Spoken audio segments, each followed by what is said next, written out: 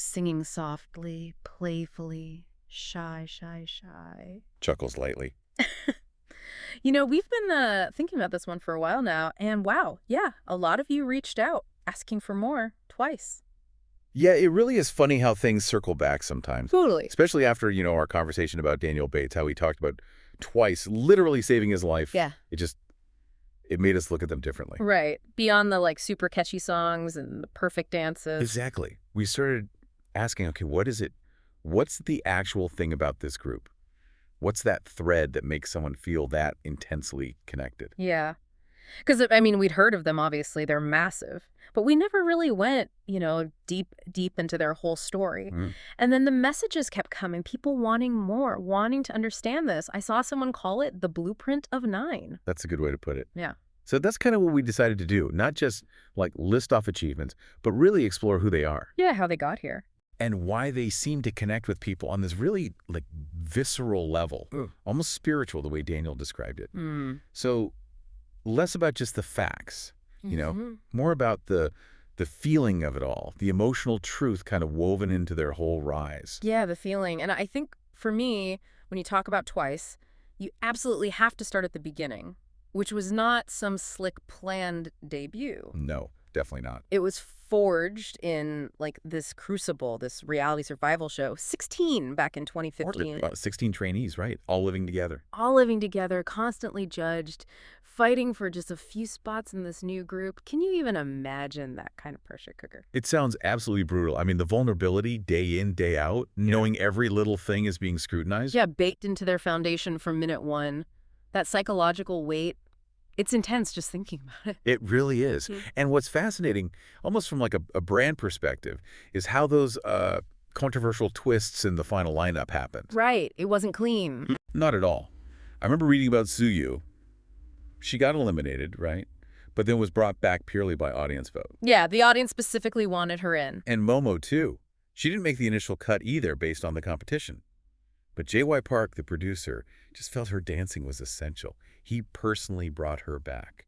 So it wasn't this neat, calculated thing. It was messy. It felt, more real, earned by sheer will, almost. Exactly. And that must have shaped their early resilience, right? And their connection with the fans who literally felt like they helped create the group. Yeah, that's a huge point. They had a hand in it. It means their actual existence, as the 9 members we know, was partly fan demand and a producer's gut instinct, not just competition scores. Which gives them this layer of accidental authenticity from the jump. Yeah. And this deep bond with those early fans who were invested from day one. It really highlights that connection to the audience. It seems to define so much of who they are. It wasn't just a debut. It felt like a co-creation. Totally. Sets a different kind of stage. So after 16, they officially debuted late 2015.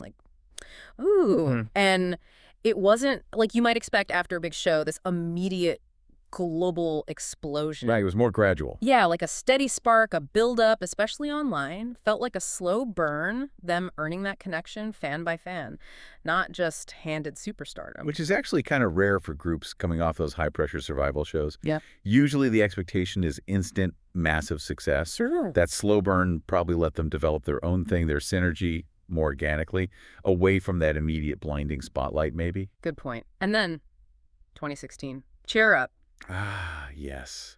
The game changer. That just exploded. Instantly iconic cultural phenomenon. That's when they got the nickname, right? Korea's national girl group. Yep. And you absolutely cannot talk about Cheer Up without Sana's Shy, Shy, Shy. Oh my God, yes. It wasn't just a line in a song. No, it went viral, everywhere. Everyone was doing it. It was the K-pop moment of that year. Totally defined that summer. And what's wild is how they just kept that momentum going. Right.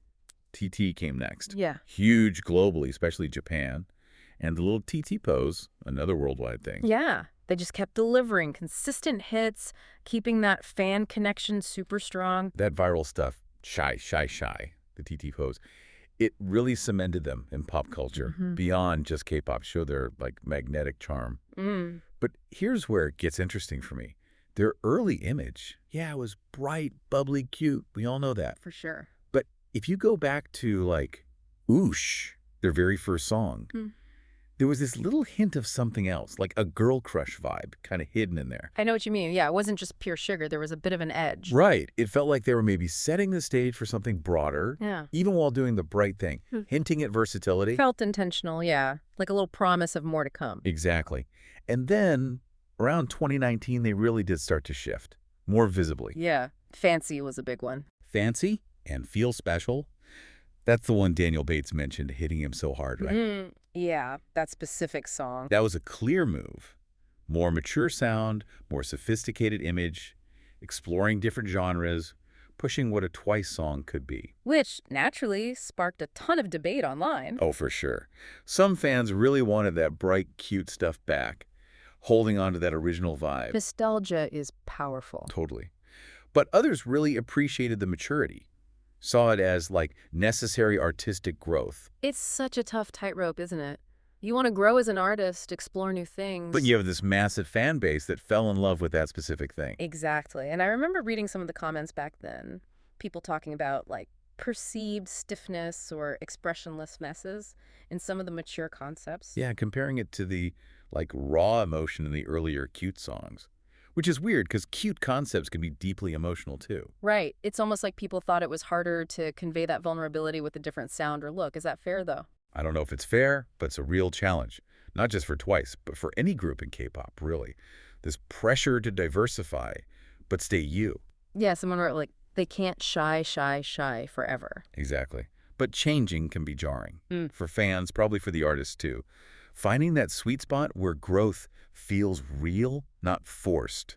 That's got to be incredibly hard. It speaks to that constant evolution, that self-reflection needed in this industry. It's not just the songs, it's how they feel. Totally.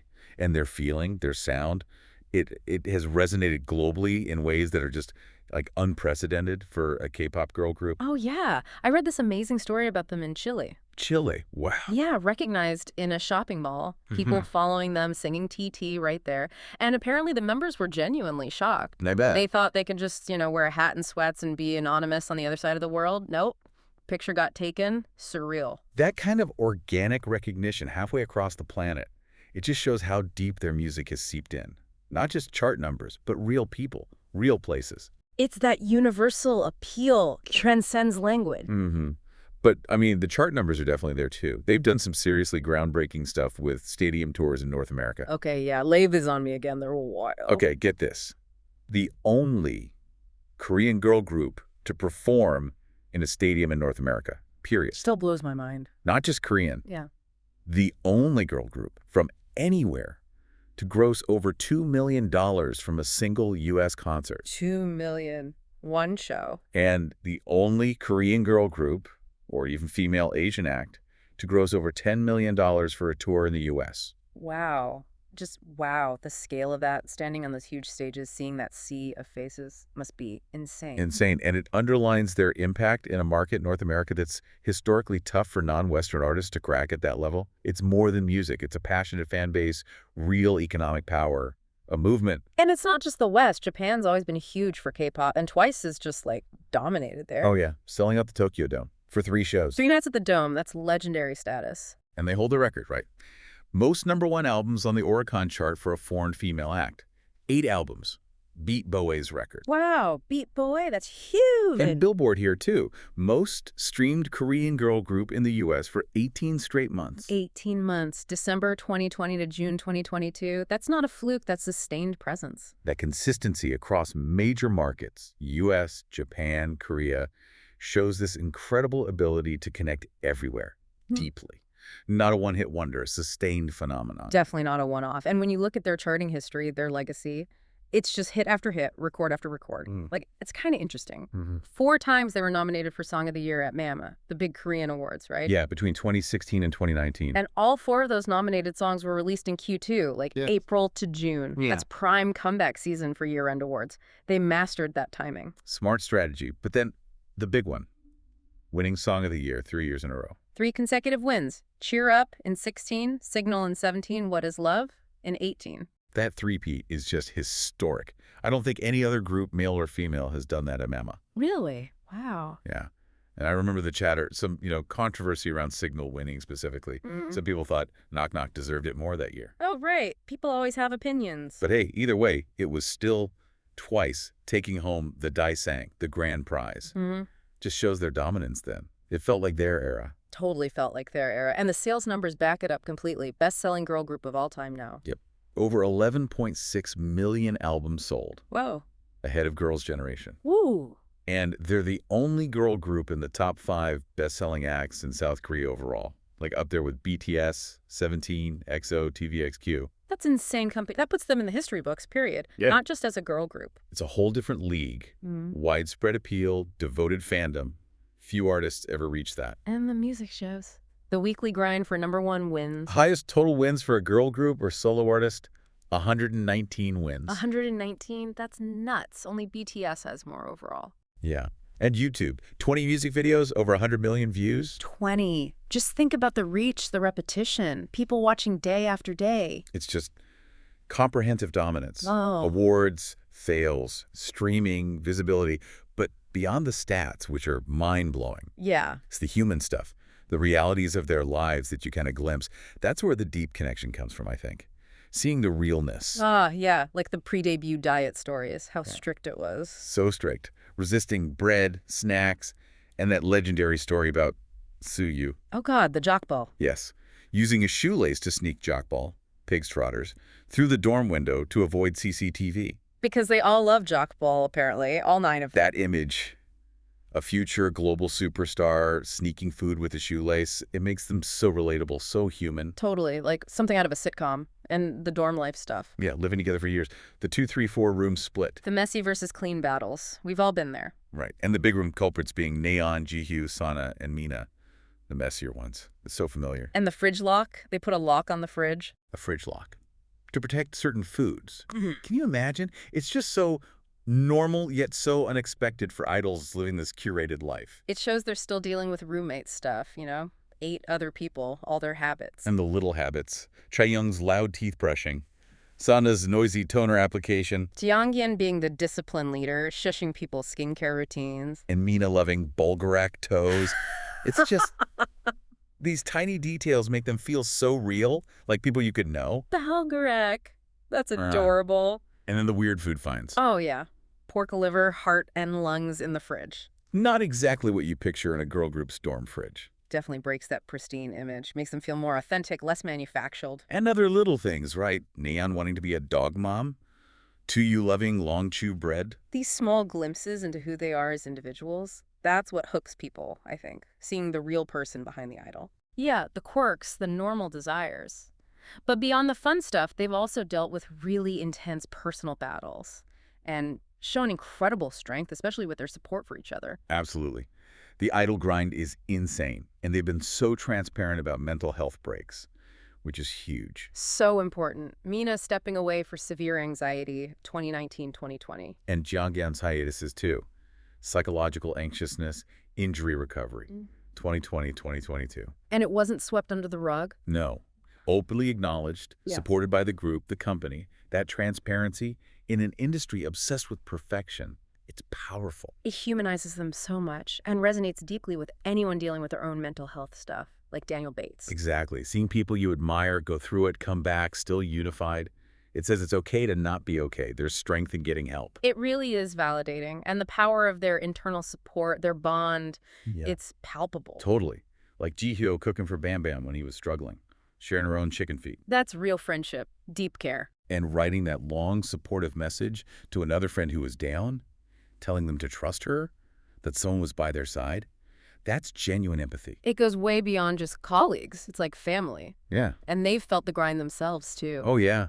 Jihyo talked about hitting a slump early on, like 2016, crying in the dressing room, overwhelmed. Asking her vocal teacher for help. Yeah. Even with all the success starting. That raw honesty about how hard it actually is, even at the peak, it adds so much depth. Reminds you the stage persona is just part of it. That honesty is key. Seeing that success isn't effortless, and maybe the biggest statement of their unity. 2022.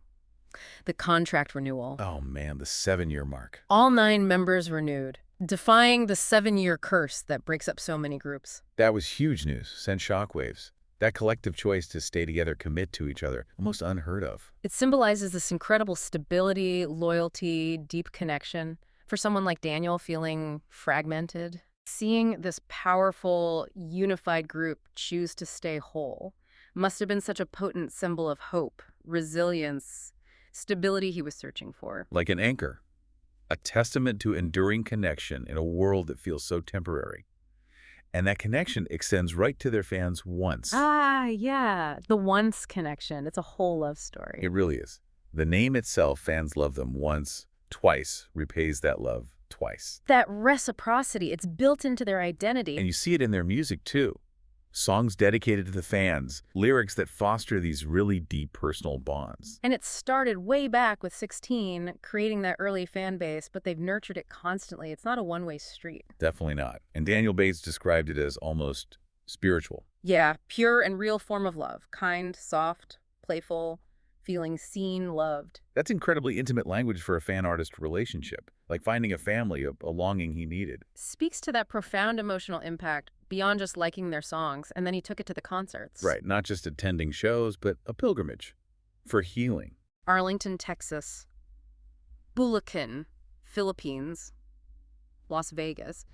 He said it was like 3 pieces of my soul stitched back together. Oh, well, stitched back together. That's intense. He felt that electric pull from artist to soul. Compared it to Michael Jackson's stage presence, that level of connection. It's that communal energy, right? Thousands of people feeling the same thing, singing the same words, riding that wave together. For someone feeling isolated like Daniel, stepping into that shared emotion must have been incredibly validating. Made the online connection feel real, tangible belonging. Proof he wasn't alone in how he felt. That's why he kept going. Right. That feeling was irreplaceable. It's about creating space for human connection. And they're still creating. The journey keeps going. They just had that "this is for our comeback week." Yeah, the strawberry concept. So fun and vibrant. Layers of strawberry hats. And the late night mukbangs.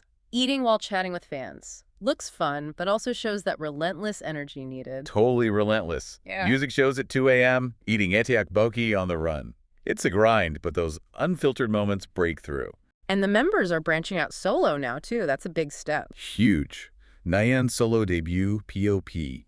First South Korean soloist in the Billboard 200 Top 10. Massive achievement. Shows that global appetite for individual K-pop artists. And she has another one coming, NA. Tsuyu had her solo fly, too. It's not just the group. It's individuals exploring their own artistry. Allows them to show different sides, different sounds, natural progression for a long-running group. And Dahyun's acting now, starring in the Korean version of You Are the Apple of My Eye. Wow, big move into acting. Another creative outlet. And maybe most significantly, their songwriting contributions. Yeah, that's huge. They're increasingly involved. 2022, 7 out of 16 new songs credited to the members. That's real creative input, shaping their own sound, their message, architects of their music. That creative control, that agency, it's profound for a group at their level. Strengthens their identity as artists, ensures organic evolution, builds that legacy. Speaking of legacy, they're hitting their 10th anniversary soon. Monumental. 10 years.